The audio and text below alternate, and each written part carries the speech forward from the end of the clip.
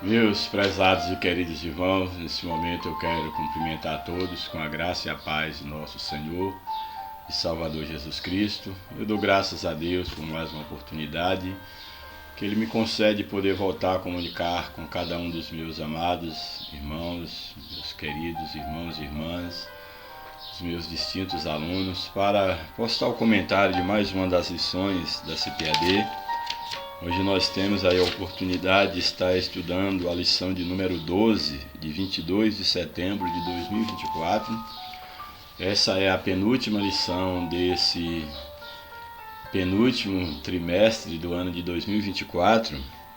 Estamos encerrando aí uma série de lições que girou em torno de duas personagens principais, e que foi sobre Ruth e agora Esther. Estamos aí na penúltima lição. E a lição de hoje nos traz como título, a continuação do assunto que nós abordamos na semana passada, quando da humilhação de Amã perante Mardoqueu, e que ele teve que sair honrando Mardoqueu pela rua da cidade, segundo as instruções que ele mesmo havia dado ao rei Assuero, pensando que o homem a quem o rei pretendia honrar se tratava dele mesmo, mas era daquele que ele considerava o seu maior inimigo, que foi o Mardoqueu. E aí nós paramos falando sobre o preparo do rei Assuero e mandando chamar Amã para poder participar do segundo banquete da rainha Esther, banquete do vinho, no qual ela estaria então declarando ao rei qual era o seu pedido, qual era o seu requerimento. Portanto, hoje nós vamos dar aí continuidade nesta lição. A lição ela propõe, aí o título da lição é o banquete de Esther, denúncia e livramento.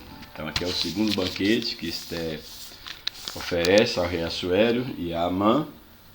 E nesse banquete ela vai fazer a denúncia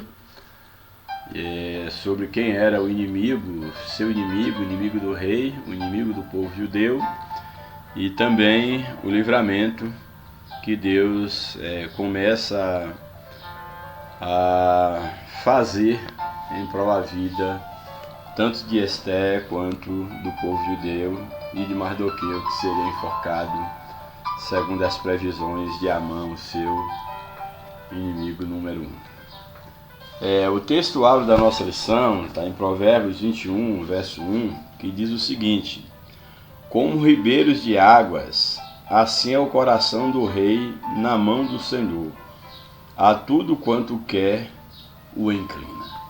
É bem interessante esse provérbio, que aqui nos traz a metáfora da água e do coração do rei ou do homem de um modo geral, e nos traz algo bastante emblemático e profundo, porque aqui nos fala sobre o ribeiro de águas, que a própria fluidez da água do ribeiro faz com que a água ela possa estar correndo para vários lados, inclusive transpondo obstáculos ou deixando as barreiras que estão à sua frente e cortando o caminho. Como por exemplo, se tiver uma grande pedra, uma grande montanha,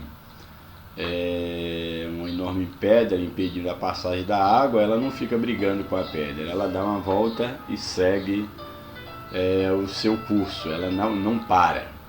E é bem interessante porque aqui diz que, assim como o ribeiro de água, que a tudo quanto quer inclina, tanto no sentido da força da água de inclinar tudo aquilo que ela vê pela frente ou cobrir, e aí qualquer árvore, qualquer galho, a depender da potência da água, da quantidade, se inclina diante dela, mas também a questão de ser um produto maleável, um produto que pode ser manuseado ou que diante de obstáculos, ela não perde a sua marcha.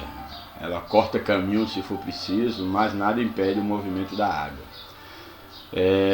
E aqui é interessante que aqui está apresentando que o coração do homem e aqui do rei é maleável, assim como tanto a água ela pode mudar o seu curso, quanto a água ela pode curvar aquilo que ela se encontrar à sua frente, a depender da potência da água. Da mesma forma que a água ela é maleável nesse aspecto, ela também dobra, quer encontrar à sua frente, no caso de árvores, galhos, etc. Aqui o texto está dizendo que assim é o coração do rei nas mãos de Deus. Ou seja, Deus ele é soberano, e apesar do rei ter o poder nas mãos, mas Deus ele pode encurvar o coração do rei. Deus pode direcionar o coração do rei, e aqui o rei seria a figura máxima em termos de poder humano.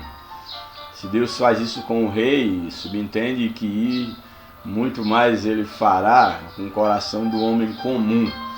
Então o rei aqui, a metáfora do rio e a metáfora do rei, colocando aqui a figura do rei, é mostrando aquilo que há de mais expressivo poder na terra, dentro desse contexto histórico aqui da monarquia, de que assim como a água ela consegue fazer com que tudo que está à sua frente se incline perante ela, ou nada impeça o seu curso, ainda que ela tenha que encher uma imensidão de um vale e transpor pedras enormes, montes. Assim é o coração do rei, assim é o coração dos poderosos na mão de Deus. Ou seja, que Deus ele tem o poder para mover todas as coisas, porque ele é soberano e nada pode comparar ao poder de Deus. É essa a leitura que nós temos desse texto ouro da nossa lição. E foi exatamente o que aconteceu, que Deus fez com o coração do rei Assuero, e o próprio Amã teve que se dobrar diante do poder de Deus e foi destruído pela sua própria soberba. A verdade prática da nossa lição nos apresenta o seguinte: devemos reconhecer as autoridades humanas, mas não podemos atribuir-lhes um poder acima do que elas têm. Há um Deus nos céus. Importantíssimo. É necessário, a Bíblia nos orienta a respeitar as autoridades constituídas, porque Deus as permite estar onde elas estão. Porém, jamais nós podemos superestimar o poder de uma autoridade, seja ela quem quer que seja, um prefeito, um governador, um presidente, um ministro de uma Suprema Corte, um ditador. Não podemos superestimar essas pessoas como se elas tivessem poder inesgotável, como se fosse impossível barrar a marcha dessas pessoas. Porque há um Deus nos céus, um Deus que é soberano. A gente vê a realidade de alguns países e do nosso país, de pessoas que se acham acima de tudo e de todos. Porém, elas agirão apenas até quando Deus permitir. Irão até onde Deus permitir. No instante que Deus dizer basta, todos se dobrarão diante dele. Não há reino que dure para sempre. Não há poder, não há autoridade, não há tirano, não há ditador, não há ninguém que possa superar o poder de Deus. E isso se aplica a todas as formas, as expressões de poder. Seja o poder político, seja o poder econômico, seja o poder eclesiástico, inclusive, que muitos se acham donos da igreja, donos do reino, tem o poder para fazer e acontecer. Porém, Deus ele é o Senhor de toda a terra.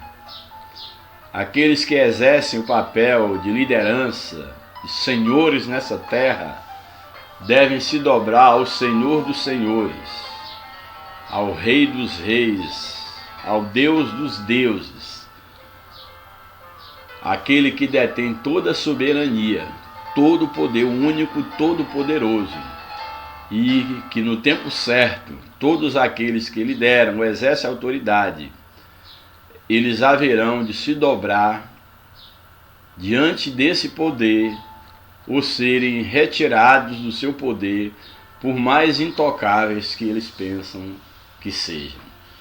Minha oração a Deus pela nossa nação e por aqueles que exercem autoridade nas mais diversas áreas é que o Senhor tenha misericórdia dessas pessoas, que elas reconheçam Deus como seu Senhor. Mas caso elas não reconheçam, que Deus se mostre, Deus levante outros, porque Deus, ele tem o controle de todas as coisas, e nisso eu descanso, nessa convicção eu descanso. Louvado seja o nome do Senhor para sempre. O texto bíblico da leitura diária, leitura em classe, melhor dizendo, está no livro de Ruth, ou de Esther, melhor dizendo. Ruth foi uma das personagens. O livro de Esther, o capítulo 7, o verso 1 ao 10, são os textos aqui propostos pela lição. Iremos deter apenas nesse texto. Portanto, o capítulo 7 de Esther, o versículo de número 1 até o verso de número 10. Verso 1 nos diz assim: Vindo, pois, o rei com Amã para beber com a rainha Esther, isso no segundo banquete, um dia depois do primeiro banquete. Verso 2: Disse também o rei a Esther no segundo dia, no banquete do vinho, chamado aqui banquete do vinho: Qual é a tua petição, rainha Esther, e se te dará? Qual é o teu requerimento? Até metade do reino se fará. Aqui agora o rei Assuero, ele está dirigindo para a rainha Esther, e certamente ele já estava incomodado porque o fato da rainha ter se arriscado a comparecer à porta do seu trono, da sala do rei, isso implicava que havia algo de muito sério acontecendo. E a rainha Esther convoca um banquete, nesse banquete não diz o que é, o convoca para outro banquete, juntamente com a mãe. Então certamente ele já tinha chegado à conclusão que se tratava de algo muito sério. E ele então, nesse banquete, ele vai direto ao ponto: qual é a tua petição, rainha Esther, e qual é o teu requerimento? Eu acho interessante porque tanto a petição quanto o requerimento são documentos. Se tratar para dentro do contexto, não só naquela época, é claro que cada época tinha uma forma de se fazer esses pedidos, mas, por exemplo, dentro do contexto atual, quando nós falamos de petição, o que é uma petição? Petição é exatamente um pedido escrito que você pode fazer a um governante, você pode fazer a uma autoridade ou a um tribunal. Um documento escrito que você envia a um tribunal, a um governante, a uma autoridade, para que ali você manifeste o seu desejo, aquilo que você solicita. E essa petição, esse documento, então, vai ser analisado por essa autoridade. Isso é uma petição. E um requerimento também tem o mesmo, um requerimento é um tipo de petição.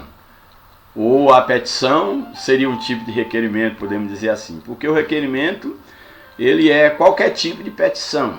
Então, qualquer tipo de petição é um requerimento verbal, que você escreve e que tem que seguir as normas legais. Então, toda petição é um requerimento, e o requerimento abrange os vários tipos de petição que você possa fazer a alguém seguindo normas legais. Isso aqui é algo bem interessante quanto a um requerimento, inclusive a formulários de requerimento. Mostra que o requerimento ele é algo mais elaborado e que ele contempla inclusive uma petição. Então aqui o rei, ele vai dizer, olha, você pode fazer a sua petição por escrito, o que você tiver de fazer, transformamos isso em um documento, e também o seu requerimento, alguma coisa a nível legal, dentro da lei, aí o que você pedir, isso te será concedido. Essa era a afirmação do rei Assuero para a rainha Esther dentro desse contexto. Bastante interessante essa observação. E aí na sequência do texto, nós temos aí o verso a seguir, os versos 3 a seguir, diz o seguinte: então respondeu a rainha Esther e disse: se, ó rei, achei graça aos teus olhos, e se bem parecer ao rei, dê-se-me a minha vida. Ou seja, se eu achei graça diante de ti, se parecer bem ao rei, eu quero te pedir a minha vida. Isso certamente foi um choque muito grande para o rei, porque a rainha estava pedindo fazendo como petição, pedindo a sua vida. É o que ela coloca: dê-se-me a minha vida como petição, e o meu povo, a vida do meu povo como requerimento. Então essa é a minha petição, eu peço a minha vida, e o meu requerimento eu peço a vida do meu povo. Certamente isso foi um grande susto para o rei Assuero. Aí o verso 4, ela prossegue: porque estamos vendidos, ou seja, eu e o meu povo, para nos destruírem, matarem e lançarem a perder. Nós estamos vendidos a serem mortos, para nos matarem, para nos lançar a perder. E aí ela ainda faz uma observação: se ainda por servo e por serva nos vendessem, calar-me-ia. Se estivéssemos sendo vendidos para ser escravos, eu me calaria. Apesar de que ela coloca, ainda que o opressor não recompensaria a perda do rei. Ou seja, se estivéssemos sendo vendidos como escravo, eu me calaria, ainda que o que o rei perderia não seria recompensado, que perderia a sua própria esposa, a sua própria rainha e um povo que ele serve. Isso não seria recompensado, mas eu me calaria se nós fôssemos vendidos apenas como escravos, mas serem mortos, serem destruídos, isso eu não posso calar diante dessa ameaça. É o que Esther está colocando. Aí verso 5, então falou o rei Assuero e disse à rainha Esther: quem é esse? Quem é o traidor? Ele já entendeu do que se tratava. Quem é esse? E onde está esse cujo coração o instigou a fazer assim? Quem é esse? E onde está aquele que instigou alguém a fazer esse mal? Verso 6, a rainha responde: e disse Esther: o homem, o opressor e o inimigo é este mau Amã. É esse que está ao teu lado, esse é o nosso opressor, esse é o nosso inimigo. Então Amã se perturbou perante a rainha Esther. Quando Amã ouve essas palavras corajosas, que não se intimidou, a rainha Esther, ele realmente percebe que o mal já estava determinado sobre ele. É o que nós vemos aqui. Não tinha mais volta.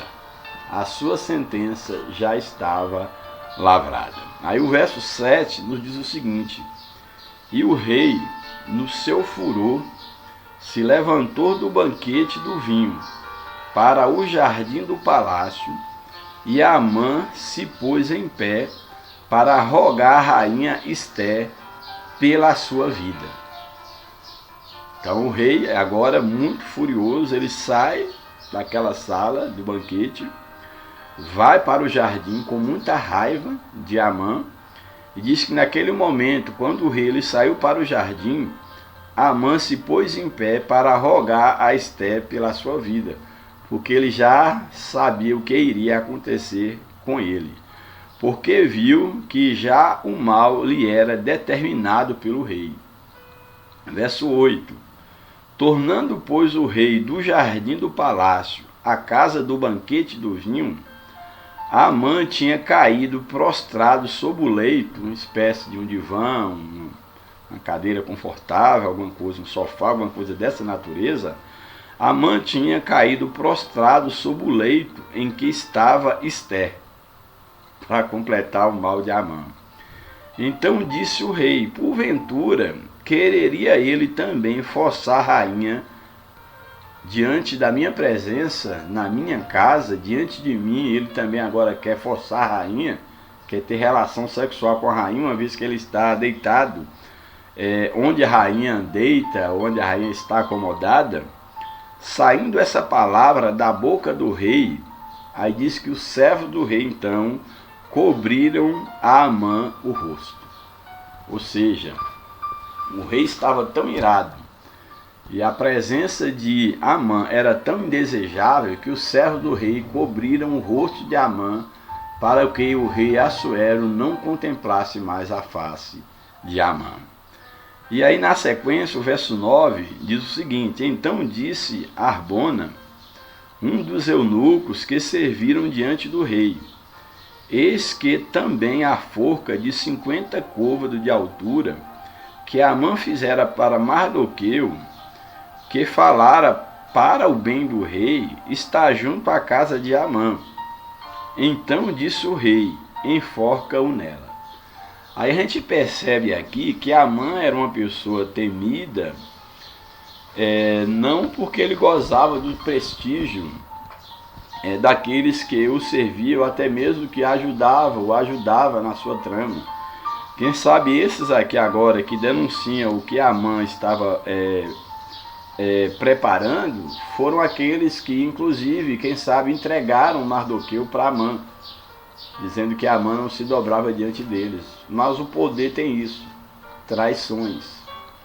Também mostra aqui que na primeira oportunidade, esses aqui já revelaram para o rei, já trouxeram uma ideia, já haviam deduzido que a reação do rei era uma sentença de morte para Amã, e eles já disseram: eis que tem uma forca de 50 côvados de altura, inclusive uma altura desproporcional.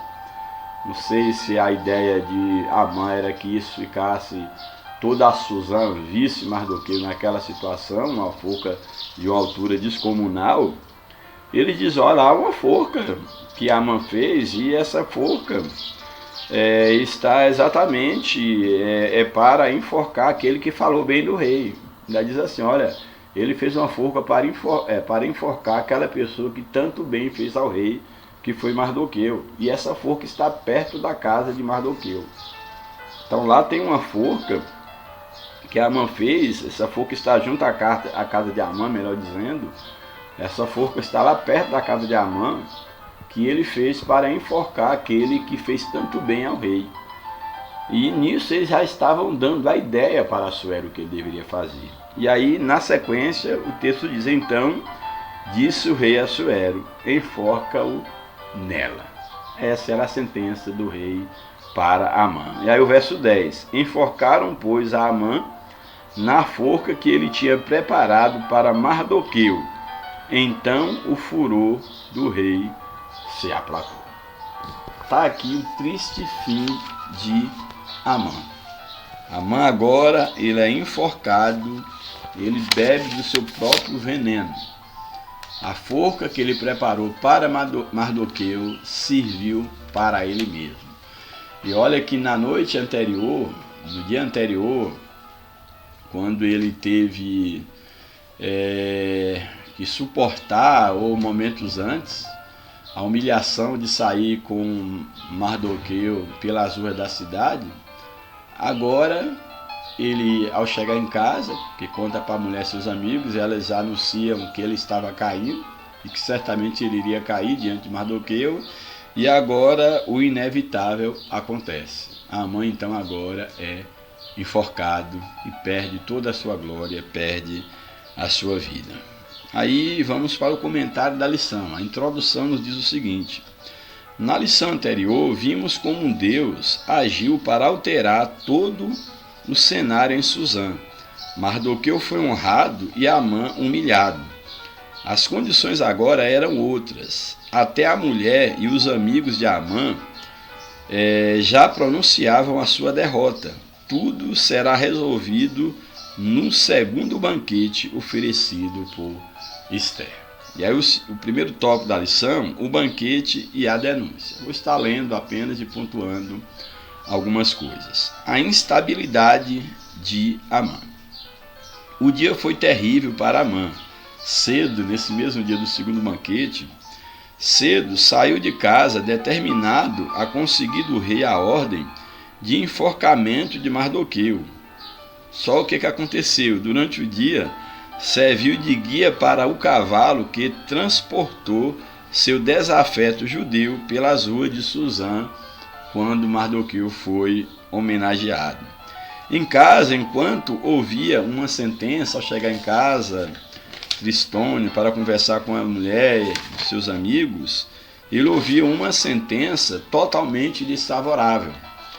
Chegaram os servos do rei, assim que ele havia terminado de ouvir aquela sentença desfavorável por parte dos seus amigos e da sua mulher, quando acabara de ouvir, já chegava o servo do rei Assuero para levá-lo para o segundo banquete, que certamente ele já ia de uma forma desconfortável, porque ele já não tinha mais a mesma alegria de antes. O que poderia acontecer de pior ainda com ele?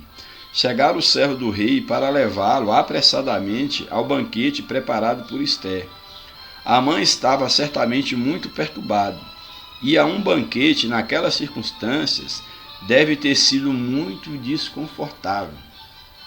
Foi humilhado durante o dia, ouviu palavras duras da parte da mulher de seus amigos e agora ir para uma festa, para um banquete que dá a entender que ele era obrigado a ir, porque o rei Assuero mandou seu servo buscá-lo para levá-lo para o banquete. Já nem parece mais um convite, é mais como se fosse uma ordem, você tem que ir a esse compromisso. Segundo subtópico, o banquete do vinho. O banquete para o qual Esther convidou Assuero é chamado de banquete do vinho. O contexto e o reino da Pérsia, no qual, assim como os demais reinos pagãos de toda a história, nesse contexto o uso de vinho era comum nas festas e banquetes. O Antigo Testamento é enfático quanto aos terríveis males da embriaguez, ao caso, por exemplo, de Ló, que se embriagou, as suas filhas deitaram com ele, ao caso de Noé, o seu filho o viu nu e ele acabou amaldiçoando o seu filho, e vários exemplos. Havia expressa proibição para os sacerdotes de não beberem vinho para irem ministrarem, numa demonstração da necessidade de fazer uma clara distinção entre o santo e o profano, conforme acentua a Bíblia de Estudo Pentecostal. A abstinência total do vinho era uma condição para o voto de nazireado. Nazireu não podia beber vinho em hipótese nenhuma, aquele que fosse separado totalmente para Deus. Além disso, o texto veterotestamentário ressalta o belíssimo exemplo dos recabitas que se abstiveram totalmente do vinho e foram honrados por Deus. É bem interessante a história aqui dos recabitas, porque conta-nos aqui em Jeremias, capítulo de número 35, que Deus manda Jeremias até a casa dos recabitas para fazer uma espécie de um teste, uma experiência com essa família, e diz aí o capítulo 35, o verso 1, a palavra que do Senhor veio a Jeremias nos dias de Joaquim, filho de Josias, rei de Judá, dizendo: vai à casa dos recabitas e fala com eles e leva-os à casa do Senhor. Vá até a casa dos recabitas, fala com ele, leva-os até a casa do Senhor, a uma câmara, e dá-lhes vinho a beber. E aí o texto prossegue: então tomei a Jazanias, filho de Jeremias, de Jeremias, filho de Abazias, e seus irmãos. Aí o texto prossegue. E seus irmãos, e os levei à casa do Senhor, à câmara do filho de Anã, filho de Gedalias, homem de Deus, que está junto à câmara dos príncipes, que está sob a câmara de Maceias, filho de Salum, guarda do vestíbulo. E pus diante dos filhos da casa dos Recabitas taças cheias de vinho e copos, e disse-lhes: bebei vinho. Era essa a ordem do profeta Jeremias. Mas eles disseram: não beberemos vinho, porque Jonadab, filho de Recabe, nosso pai, nos mandou dizendo: nunca jamais bebereis vinho, nem vós, nem vossos filhos. Então aqui é a fala dos Recabitas para Jeremias, que eles haviam recebido uma proibição, que eles não poderiam beber vinho, porque o pai deles havia os proibido. Não deveriam beber vinho, não deveriam edificar casa, nem semear semente, nem plantar ou possuir vinha alguma, mas eles habitariam em tendas, para que os seus dias fossem longos, para que vivais muitos dias sobre a terra em que vós andeis peregrinando.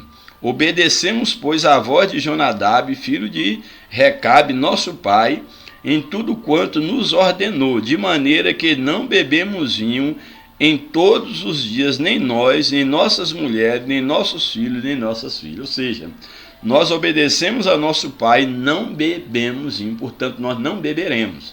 Ele fala a Jeremias. Aí no verso 16 diz o seguinte: Deus agora falando, abençoando a casa dos Recabitas, diz: visto que os filhos de Jonadab, filho de Recabe, guardaram o mandamento de seu pai, que ele lhes ordenou, mas este povo não me obedeceu, o povo de Israel, os demais. Por isso assim diz o Senhor, o Deus dos exércitos, o Deus de Israel: eis que trarei sobre Judá e sobre todos os moradores de Jerusalém todo o mal que falei contra ele, pois lhes tenho falado e não ouviram, e clamei a eles e não responderam. E a casa dos Recabitas, disse Jeremias: assim diz o Senhor dos exércitos, assim diz o Senhor dos exércitos, o Deus de Israel, pois que obedecesses ao mandamento de Jonadab. E olha que o povo de Israel não obedeceu ao mandamento de Deus. Os Recabitas obedeceram ao mandamento do seu pai, Jonadab, da família dos Recabitas. Visto que obedeceste ao mandamento de Jonadab, vosso pai, e guardaste todos os seus mandamentos, e fizeste conforme tudo quanto vos ordenou, portanto assim diz o Senhor dos exércitos, Deus de Israel: nunca faltará varão a Jonadab, filho de Recabe, que esteja perante a minha face todos os dias. Ou seja, assim como os Recabitas, por eles serem fiéis ao mandamento do seu pai, diferente da nação de Israel que não foi fiel a mim, portanto, por causa da fidelidade aos seus pais, a memória deles não apagará, e sempre eles terão descendentes que entrarão diante da presença do Senhor para servir o Senhor. Foi a bênção, a fidelidade dos Recabitas, que se resguardaram de beber vinho em obediência ao mandamento do seu pai, enquanto Israel não obedecia à voz de Deus. Aí o comentarista ele continua: no Novo Testamento o ensino é não se embriagar com vinho, mas encher-se do Espírito. Efésios 5,18. Devemos fugir de toda aparência do mal e nos abster totalmente de tudo que não convém aos santos. Aí o tópico 3. Qual é a tua petição? Que era a pergunta de Assuero para Esther. Assuero estava mesmo determinada a saber o que inquietava a rainha, a fim de atendê-la. O fato de Esther comparecer em sua presença correndo risco de morte e no primeiro banquete ter mantido suspense o que lhe afligia deve ter levado Assuero a suspeitar que algo muito grave estava acontecendo. Daí sua prontidão a novamente inquirir-lhe qual era a sua petição. Qual é o seu requerimento? Até metade do reino se fará. A essa altura talvez o coração da rainha estivesse acelerado, Ela estava diante do rei e do algoz dos judeus e teria que ser firme em sua declaração, não podia recuar, tinha que manter-se firme. Esté se revelou uma mulher forte e decidida, denunciando o mal Amã. A mulher virtuosa sabe abrir a boca com sabedoria, sem perder a compostura. Foi exatamente o que Esté ela fez. Aí vemos a postura de Esté, a mulher sábia que agiu no tempo certo e da maneira correta diante do rei e do seu inimigo. O tópico 2. A fúria do rei contra a injustiça. Primeiro subtópico, a revelação do plano. Esté detalhou ao rei o que havia acontecido. O que ela queria era a preservação de sua vida e de seu povo judeus. Porque estamos vendidos, eu e o meu povo, para nos destruírem, matarem e lançarem a perder. Esté fez ver ao rei o absurdo do plano que visava o extermínio de toda uma raça. Nada comparava a uma venda como escravo ou servos, o que não era incomum naquela época. Era comum os povos serem vendidos, mas era algo bem pior que estava planejando contra ela e o seu povo. Se só fosse isso, Esté disse que não incomodaria o rei. Isso é demais, nós já falamos. Segundo subtópico, quem fez isso? A pergunta do rei. A pergunta de Assuero pode parecer estranha. Não era razoável que não tivesse conhecimento da extensão do decreto assinado em seu nome. Todavia, não se pode presumir que um rei ou qualquer governante sabe em detalhe de tudo o que acontece em seu palácio ou jurisdição. Algumas coisas ele não tem conhecimento, porque ele delega autoridade, que foi o caso do que ele fez em relação a Amã. Às vezes até dos pais escapam fatos próximos aos seus olhos. Não era de todo irrazoável, portanto, que Assuero estivesse surpreso com a notícia trazida pela rainha. Ou então, a surpresa deveu-se ao fato de saber que se tratava do povo da rainha, já que até então Assuero não sabia que Esté era judia. Então, ou seja, ele pode ter ficado surpreso por não saber do que se tratava em relação à questão da notícia, ou pegou de surpresa em relação ao fato de um acontecimento tão grave, mas que ele confiou a alguém de autoridade, e de repente ele vê que era um absurdo o que estava sendo feito, era uma trama, uma injustiça, ou ele fica assustado, que é o que a gente pode perceber mais assim de perto, pelo fato de que quando ele escolheu a rainha, ele não houve exigência de saber de qual povo a moça pretendida ou que seria escolhida pertencesse. E de repente a sua rainha era exatamente pertencente ao povo que ele havia dado aval para ser exterminado. Isso com certeza foi o que causou mais surpresa a Assuero. De qualquer forma, era resultado do excesso de poder concedido a Amã. Mas, conquanto tivesse concedido amplos poderes ao Agagita, Amã, o quadro agora era outro. Assuero amava Esté. Amã foi longe demais. Nas famílias ou em qualquer grupo social, a convivência legítima deve ser respeitada. Cada um deve entender seu próprio limite e não abusar dos direitos ou medir força no estilo ou eu ou ele. Fazer isso é atrair mal para si mesmo. Em um efeito bumerangue, como aconteceu com Amã. Abusou do poder e o mal se voltou contra ele mesmo, como acontece na atualidade com muitos, que abusam do poder que se encontra e logo experimentam do próprio veneno. Isso em qualquer esfera, inclusive na eclesiástica. Terceiro subtópico, a terrível reação do rei. É provável que a consciência de Assuero tenha sido ativada quando ele entendeu o tamanho da injustiça feita aos judeus, o povo de sua rainha. Com toda a firmeza, Esté respondeu ao rei cara a cara com Amã. O homem, o agressor e o inimigo é este mau Amã. Esse homem não é bom, rei. Esse é um homem mau, que posa de bom diante de ti. Deus nos capacita no momento certo e ergue a voz em favor dos que não podem defender. Sempre Deus vai usar alguém para isso. E que você também seja alguém usado por Deus nessa circunstância. Esther não agiu de forma temerária ou precipitada. Não instigou motim ou qualquer expediente violento, confiando em sua própria força. Manteve sua confiança em Deus e soube agir na hora certa, no lugar certo e da maneira certa.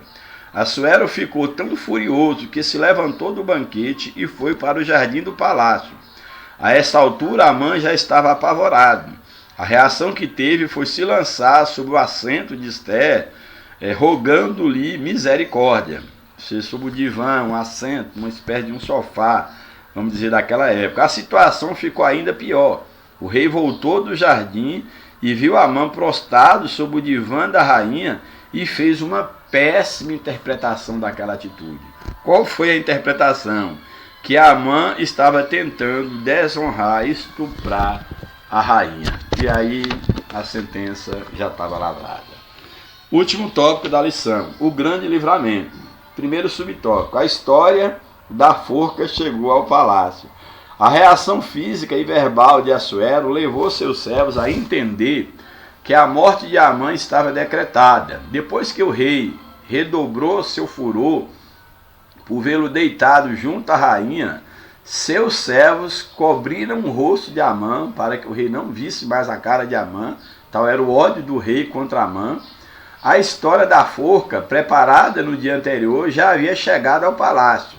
Nada ficou oculto. Um dos eunucos, Arbona, sabia até o tamanho, 50 côvados de altura, cerca de 22 metros a 25. Não se sabe por qual motivo Amã teria preparado uma forca tão alta. Seria para promover um espetáculo público? É um questionamento bem provável. Subtópico 2 e último. Os ventos mudaram.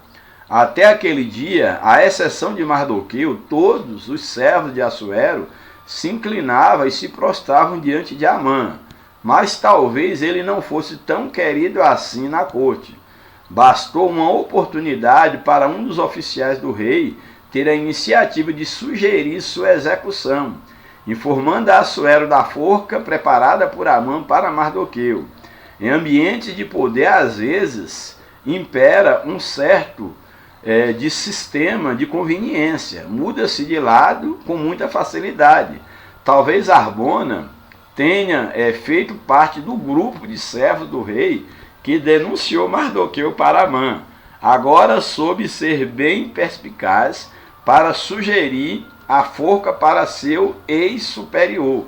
Ele não apenas informou ao rei que havia uma forca preparada por Amã para Mardoqueu, mas foi sutil ao dizer: aquele que falara bem do rei. Ou seja, Amã fez uma forca e foi para Mardoqueu, que falou bem do rei. Ou seja, a insinuação foi explícita e o rei logo acatou, foi mandar enforcar Amã naquela forca que ele preparou. Enfim, a conclusão. Deus não tem prazer na morte do ímpio, mas que ele se converta e viva. Ou seja, você que está no poder, que age impiamente, Deus não tem prazer na sua morte, na sua destruição, mas que você se converta e reconheça que há um soberano sobre você. Esse é o desejo de Deus. É o espírito rebelde, quanto mais do homem, que o leva à perdição. Amã deu lugar ao ódio e planejou de forma implacável e cruel a morte de Mardoqueu e de todos os judeus do reino da Pérsia. O que aconteceu? Foi enforcado na própria forca que preparou. Que o Senhor guarde o nosso coração de toda maldade. Muito interessante essa lição. Eu tive que correr um pouco aqui, porque tenho que atender alguém que acabou de chegar aqui em casa. Mas deu tempo falar o necessário da lição. Que Deus ele possa te abençoar. Espero que você tenha aprendido muito nessa lição, uma lição importantíssima, que nos mostra aqui o traidor sendo denunciado, o livramento que Deus começa a dar ao seu povo, e mostra aqui o arrogante, o ímpio, o que a Bíblia fala aqui: a soberba precede a queda. Você que age soberbamente, achando que o mundo gira em torno da sua volta, em torno do seu umbigo, Saiba que há um Deus, um poder acima de você, e que você certamente, ou você se dobra diante do poder de Deus, ou certamente você cairá. Que Deus nos abençoe, que o Espírito Santo fale profundamente ao coração de cada um de vocês. Graça e paz. Deus abençoe a todos. Em nome de Jesus. Amém.